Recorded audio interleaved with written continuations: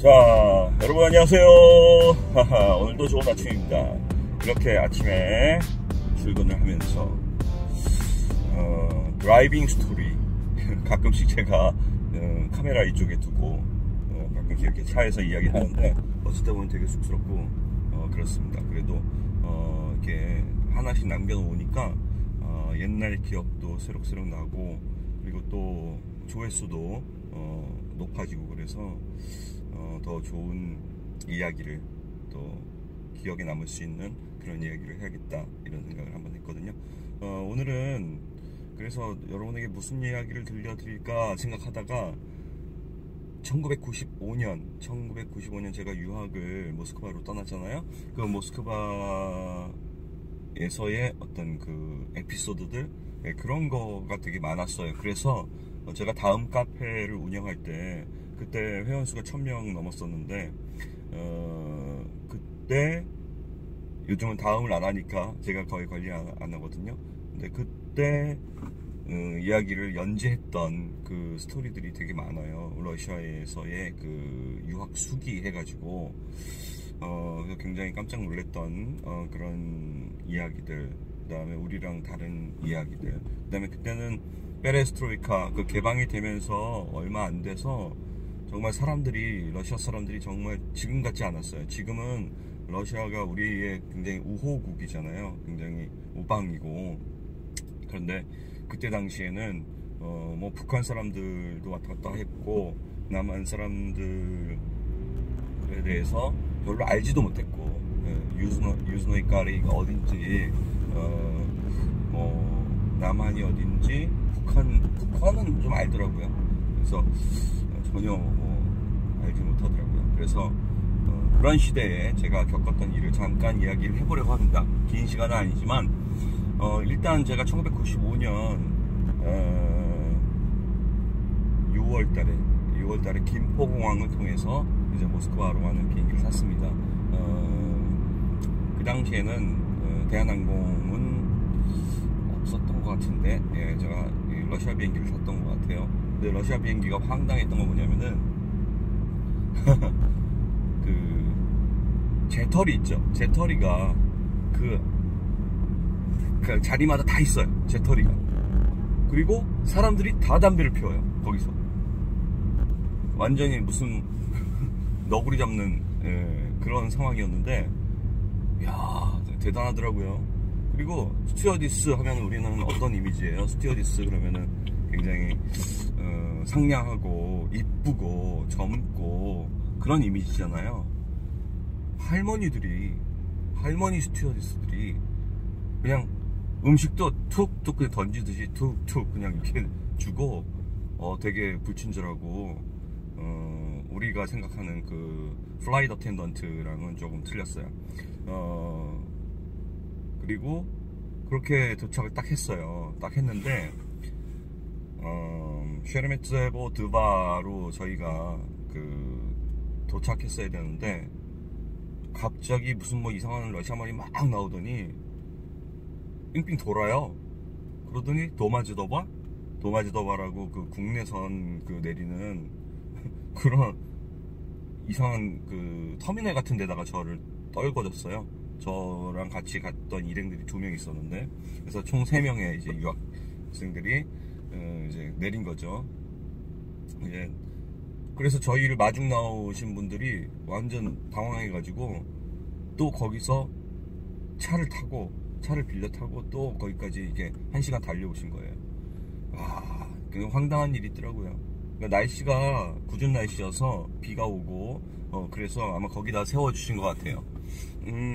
그래서 정말 우여곡절 끝에 모스크바에 도착을 했습니다. 모스크바에 도착을 해서 이제 저희가 얻어놓은 아파트가 있었거든요. 아파트에 이제 유학생 3명이서 이제 살게 됐죠. 1995년 6월 이야기입니다. 그때 이제 학교 시험을 보고 학교 입학하고 또 뭐 그런 과정이 있었고, 정말 황당했던 일만 제가 쭉 이야기할게요. 상점에 가면은 우리는 보통 이렇게 지금 뭐 예를 들어서 뭐 세븐일레븐이다, 아니면 어디 뭐 이런 상점에 가면 그냥 물건을 딱딱딱 짚고 그냥 계산대에 가가지고 바코드 딱딱딱 찍어서 그냥 돈만 내면 되죠. 만약에 외국인이 우리나라의 상점에 왔다 그러면 뭐 말이 한마디도 필요 없죠. 요즘은 그냥 신용카드만 딱 내면 되고 아니면은 그냥 현금으로 지불하면 되는데, 거긴 그때 딱 상점을 갔는데 너무 황당한 게 말도 한마디도 못 하잖아요 또 우리가. 근데 또 이제 거기서 뭘 해먹기도 하고 고기도 사야 되고 뭐 있어 그 계란도 사야 되고 뭐 이게 해야 되는데, 아니 막 이제 사전을 찾는 거예요. 아, 야 계란이 뭐야 계란, 있죠 하고 이렇게 뭐 손가락이라도 가르치면 되는데, 근데 여기는 시스템이 다른 게 뭐냐면은 거기에 이제 그 사람들이 서 있어요 중간중간에. 그러면은 그 사람한테 저 뭐 예를 들어서 200루블짜리 있죠 뭐 한 박스를 주세요 뭐 이런 식으로 말을 하면 그 사람이 뭘 쳐줘요. 탁탁탁탁탁 쳐요 영수증 같은 거를. 그러면은 물건을 주는 게 아니라 그 영수증을 딱 줘요 저한테. 일종의 뭐 청구서 같은 거죠. 그걸 가지고 캐셔 가사에 가가지고 돈을 거기서 내는 거예요. 그리고 다시 그걸 또 받아가지고 그 냈다는 증거를 받아가지고 아까 서 있던 사람한테 가서 그거를 물건이랑 교환을 하는 거예요. 그러니까 얼마나 이게 불편해요. 그 옛날에 사회주의 시대 때는 그렇게 했었나봐요. 그렇게 해서 말도 못하는데 거기다가 영어도 안 통하죠. 영어는 아예 쓸 생각을 안 하고 Can you speak English? 뭐 이렇게 했는데 그냥 아래 위로 훑어요 그냥. 굉장히 불친절하게. 그런 시대에 저희가 이제 산 거죠. 그리고 또 진짜 황당했던 거는 그 고기를 사야 되는데 뭐 저희가 다 남자애들이니까 25살, 28살 형도 있었지만 그 남자애들이니까 뭘 알겠어요 음식에 대해서. 근데 이제 고기를 좀 구워 먹든지 뭐 삶아 먹든지 한번 하자 그래가지고 이번엔 저 비싼 달러샵 말고 이제 그 리노비에서 한번 사보자, 시장에서 한번 사보자. 그래서 이렇게 보니까 뭐 이렇게 막 있어요. 또 우리가 어디서 이제 주워 들은 거에서 볼 킬로그램 반 킬로그램 반이면은 몇이야? 300g인가? 이제 500g이죠. 볼 킬로그램이면 반 킬로그램이니까. 그래서 나이츠 바자에서 볼 킬로그램 딱 이렇게 얘기를 해가지고 겨우 이야기해서 샀어요. 그랬더니 신문지 있죠. 신문지에 그 고기를 딱 달아가지고 툭 이렇게 해서 신문지에 싸서 줘요. 아주 황당하죠. 우리나라 같은 경우는 비닐이라도 넣어줄 텐데 비닐도 안 넣어주고 그냥 이렇게 주는 거예요. 그래가지고 우리가 가지고 왔던 그 가방들 있거든요. 거기다 넣어가지고 또 갖고 왔던 그런 에피소드도 있고. 그리고 맥도날드인가?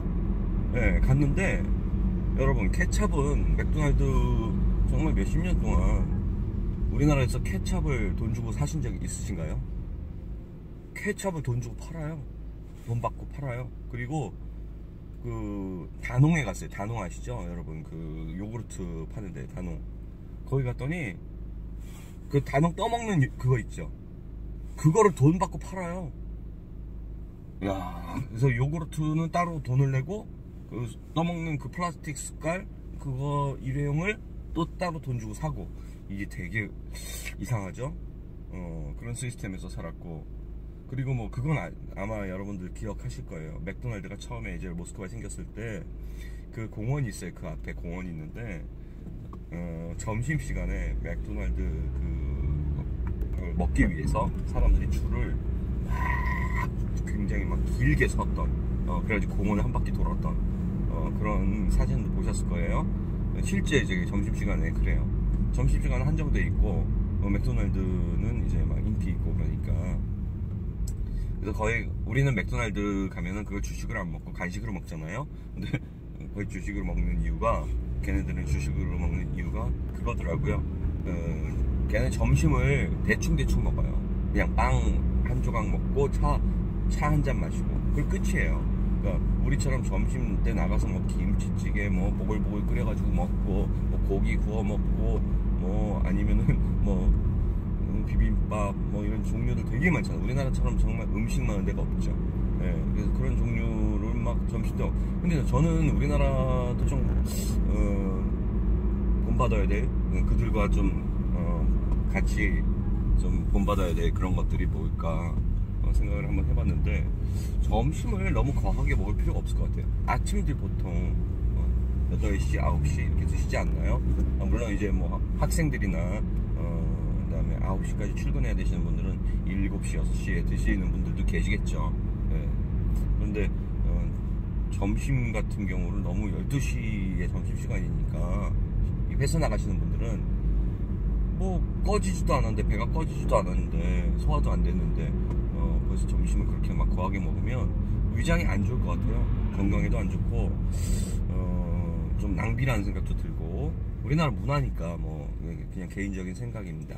그래서 저희 교수님 같은 경우도, 음악원의 교수님 피오트르 일리치 스코스위첸코 교수님, 아마 지금도 계실 건데, 그분은 점심시간도 심지어 레슨을 잡아요. 예, 굉장히 하루에 8시간, 9시간 이렇게 레슨 하시는 것 같아요. 그 당시에. 왜냐면 학부장이셨기 때문에 모든 입학하고자 하는 사람들도 오디션도 봐줘야 되고, 학부장은 그리고 레슨도 레슨대로 따로 해야 되고, 이렇게 사셔야 되기 때문에 시간이 정말 없어요. 그리고 그 당시에는 월급도 되게 적었잖아요. 그러니까 굉장히 일을 많이 하시는 스타일이었는데, 가르치는 건 정말 잘 가르치죠. 예. 빵 한 조각하고 차를 이제 그 반주자 선생님하고 5분 동안, 진짜 5분 동안 나보고 잠깐 기다리라고 그러고 5분 동안 이렇게 잡담하시면서 드세요. 그게 점심이래. 그러고 이제 저녁은 그럼 어떻게 드시냐 그러니까, 저녁은 뭐 고기도 먹고 뭐 술도 같이 마시고 뭐 등등등 뭐 이렇게 거하게 먹는다고 하시더라고요. 그러니까 그때는 정말 95년도니까 얼마나 그 사회가 어렵고 개방된 지 얼마 되지도 않아서 사람들이 아직도 공산주의 사상이 있는 상태에서, 그 상태에서 개방이 됐으니까 정신적으로 얼마나 혼란스럽겠어요. 그리고 제가 이사를 한번 했거든요. 이제 저희 3명이서 다 뿔뿔이 흩어지게 됐어요. 그래서 제가 이사를 했는데, 제 이삿짐을 날라주시는 어떤 분이 오셨어요. 그 아저씨가 오셨는데, 러시아 아저씨인데 자기가 전에 의사였다고 그러더라고요. 그래서 아니, 의사였는데 왜 이런 일을 하냐고. 그러니까 의사 해봐야 한 달에 100불, 200불 밖에 못 받는데요. 그러니까 개방이 되기 전에 100불, 200불은 우리나라 지금으로 환산하면 뭐 한 2, 300만원 됐겠죠. 근데 개방이 딱 되니까 이 휴지 조각이 되는 거예요. 그래서 100불, 200불은 진짜 8만원 밖에 안 되는 거예요. 그러니까 이 사람이 그걸 어떻게 먹고 사냐. 그래서 차를 하나, 중고차를 하나 구입해가지고 이렇게 운전을 해주기도 하고 이삿짐을 날라준다고 하더라고요. 그러면은 한 달에 1000불 이상은 번다고 하더라고요. 그러니까 차라리 그게 낫다. 그래서 내가 우리나라는 그래도 의사하면 닥터 아니에요? 닥터면 박사고, 그래서 어떤 사회적인 지위가 굉장히 높다. 아무리 돈이 그래도 우리나라 사람들은 이해를 못한다, 이런 것에 대해서. 그랬더니 그 사람이 하는 얘기가, 돈이 없으면 그런 지위도 아무 소용이 없다, 이런 얘기를 하더라고요. 그리고 저희 교수님도 레슨하다가 제가 고음 빡 잘 내잖아요, 갑자기. 그러면은 야, 돈 들어온다, 돈 들어온다 이렇게 막 표현을 하시더라고요. 그래서 이 사람들이 지금 굉장히 어지러운 상태에서 이렇게 가치관들이 허물어지고 있구나, 이런 생각도 한번 해봤어요. 그 다음에 또 황당했던 일,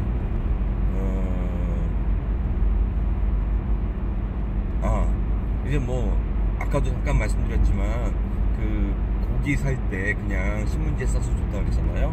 그런데 제가 짐이 많아가지고, 우선 우리나라 왜 그런 팩 같은 거, 그런 거 좀 사기 위해서 이렇게 보니까 길바닥에 놓고 이렇게 봉지를 팔아요. 그래서 봉지 그게 얼마냐 그랬더니 우리 돈으로 1,000원인가? 1,000원인가 받더라고요. 약간 그 뭐 사이즈가 큰 거 리터로 치면은 뭐 한 1리터 정도 들어갈 수 있는 1리터 우리 쓰레기 봉지 1리터만한 그런 걸 파는데, 뭐 이제 백화점에서 우리나라 백화점에서 막 주는 그런 거예요. 그런 거를 딱 바닥에 놓고 팔더라고요. 얼마냐 그러니까 우리 돈으로 1,000원? 2,000원? 2,000원 이렇게 했던 것 같아요. 그래서 내가 이걸 또 사야 되나? 그래서 그걸 달라고 일단 그러면서 제가 이거를, 야 우리나라에서는 이런 거 그냥 준다. 괜히 또 이제 제가 이제 러시아 말 막 할 때니까, 이제 시작할 때니까 그런 말 했죠. 그랬더니 할아버지가 그걸 딱 듣고 여기는 러시아야 딱 이러더라고요. 아 참. 그래서 거기는 파켓이라 그래가지고 항상 뭘 들고 다녀야 돼요. 그 물건을 담아가지고 다닐 수 있는 그런 걸 항상 몸에 지니고 다녀야 되고, 또 화장실 갔는데 학교 화장실이나 무슨 뭐 공중 화장실은 대부분 다 변기 커버가 없어요. 그러면 여자들이 거기 올라가나 봐요. 발자국이 딱 돼 있잖아요. 그러면 너무 지저분하고 또 문도 없는 데도 많고, 그 당시에는 정말 그런 것들이 하나도 안 돼 있는 모스크바인데도, 러시아에서 가장 큰 대도시고 그리고 발전했다는 모스크바인데도 물가는 그렇게 높으면서 그랬죠. 그때 당시 도쿄랑 거의 막상 막혀였어요, 물가가. 근데 요즘은 한국 물가가 지금 앞지르고 있죠. 도쿄보다도 모스크바보다도 서울 물가가 아마 최고일 거예요. 그런데도 다 살고 있잖아요. 이런 거 보면은 정말 대단한 것 같아요. 우리도 빨리 더 발전해가지고 국민 소득만 높아지는 게 아니라 정치적으로도 좀 정부가 잘 해주시고, 또 우리 국민들도 조금 더 노력해서 복지국가로 발돋움했으면 좋겠습니다. 노르웨이나 스웨덴처럼, 스위스처럼 그렇게 됐으면 좋겠네요. 그렇게 또 이제 공부를 하다가 제가 이태리어를 또 배운 적이 있어요. 학교에서 이태리어를 배우는데 자초시라고 해서 중간중간에 시험을 칩니다. 근데 제가 문법이 좀 약했어요. 문법은 약한데 희한하게 회화나 또 읽는 거나 뭐 이런 거는 제가 굳이 공부를 하지 않아도 저절로 이게 되는 것들이 몇 개 있었어요. 그러니까 선생님이 다른 학생들 가르치다가 저한테는 되게 그러니까 말을 더 많이 하는 거예요, 유난히. 그러다 시험이 됐죠. 딱 되는데 공부 하나도 안 하고 이제 시험을 보러 간 거예요. 그래서 설마 내가 낙제는 하겠냐, 나는 실기가 더 중요하다. 그래서 자신만만해 딱 갔는데 러시아어로 이제 쪽지 시험이 나온 거예요. 문법 하나도 모르겠더라고요. 와, 그래가지고 근데 괄호 넣기 뭐 이런 게 있었어요.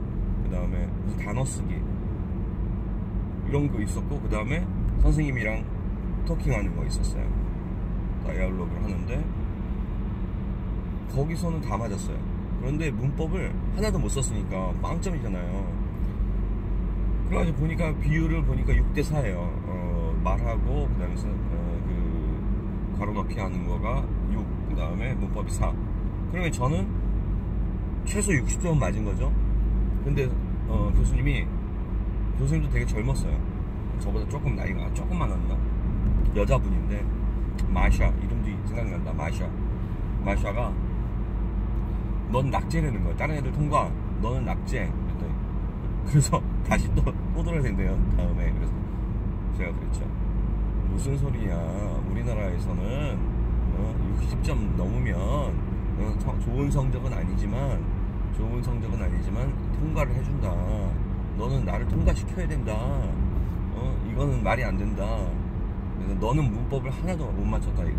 그래서 아니 그건 내가 인정하지만 그렇지만 점수가 60점 아니냐, 통과시켜야 된다. 막 그러고 이제 논쟁을 했어요. 그리고 막 진짜 화가 나니까 그 순간에 화가 나니까 굉장히 말이 잘 되더라고요, 외국어가. 그런 거 경험해 보셨어요?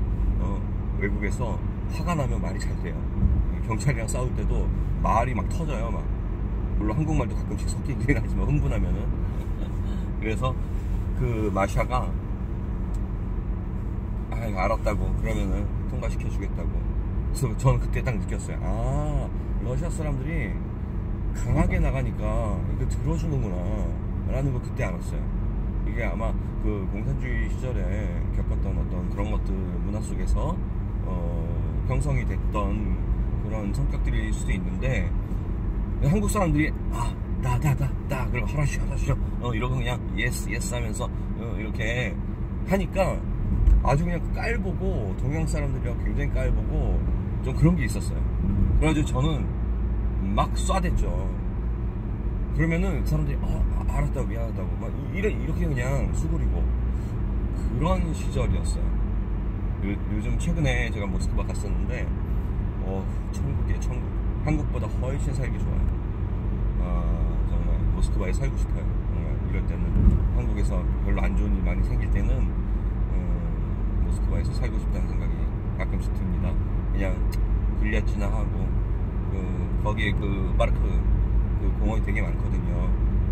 혼자서 이렇게 걷고 이런 거 되게 좋아했었는데 지금 또 생각이 나네요. 그런 황당한 일이 있었죠. 또 황당한 일, 가장 이제 오늘 뭐 마지막으로 하나만 말씀드리고 마치겠습니다. 제가 기숙사에서 음악을 듣고 굉장히 피곤하게 오후에 혼자 저만의 시간을 즐기고 있었어요. 그런데 갑자기 밖에서 쾅쾅쾅쾅쾅 누가 두들겨요. 아주 무례하게. 그래서 뭐야? 그리고 문을 확 열었죠. 그랬더니 갑자기 러시아 그 경찰, 특수경찰, 아몬이라고 있어요. 아몬. 이 사람들은 그냥 경찰이 아니에요. 그러니까 군인 같은 경찰이에요. 총 들고 다니고 실탄 장전해서 갑자기 걔네들이 4명이 우당탕탕탕 들어와요. 그러더니 파스포르트 그러는 거예요. 그래서 여권을 보여달라는 거예요. 그래서 내가 황당해가지고, 걔네들은 이제 여권 보여달라 그러면 우리는 외국인이니까 보여줘야 되거든요. 그래서 여권을 주면서, 내가 여권을 보여주긴 보여주겠는데 니네 지금 밖에 비 오고 진흙발에 내가 카페트 다 깔아놨는데 여기 이렇게 들어오면 어떡하냐, 이렇게 얘기를 했거든요. 갑자기 발로 차고 저를 개머리판으로 때리고 막 그래가지고 제가 떼굴떼굴 굴르면서 저희 침대로 떨어졌어요. 그래서 내가 여기서 이제 내가 외국에서 죽는구나, 그래 죽여라. 그리고 어머니 저는 갑니다. 그리고 그래도 그 순간에 한마디 했어요. 야, 나 지금 외국인이야. 근데 니네가 나한테 이렇게 해도 되는 거야? 이렇게 한마디 했어요. 그때 이미 맞은 상태죠. 그랬더니 네가 어느 나라 사람이냐 물어봐요. 근데 야, 이제 유스너이까래, 나 남한에서 왔어. 그러니까 너는 니네 나라 경찰한테 그따위 대해? 막 이러면서 저기 여권을 툭 던지고 가더라고요. 나갔어요. 완전 황당하잖아요. 그래가지고 그 참담한 기분으로 밖에 딱 나갔는데 한국인 그 선배님이 한 분 계셨어요.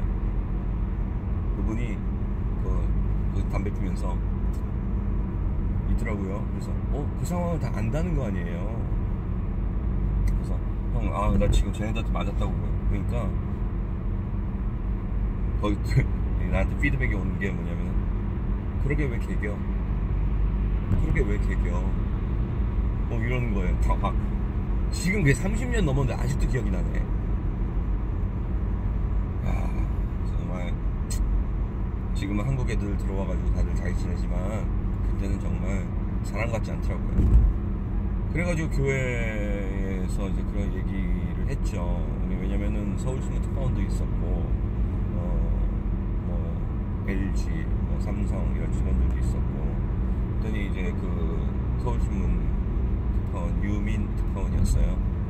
그분께서 이거는 가만히 있으면 안 된다, 이건 외교적으로 문제를 제기해야 된다, 그래가지고 또 기사를 써주셨어요. 그래서 저는 또 이제 가서 병원에 가서 진단서도 되고, 여러분 아시겠지만 멍이 들면 진단서는 무조건 2주잖아요. 전치 2주에 이런 부상을 입었다, 이건 외교적으로 해결해야 된다, 이렇게 해서 대사관에서 호출이 왔어요.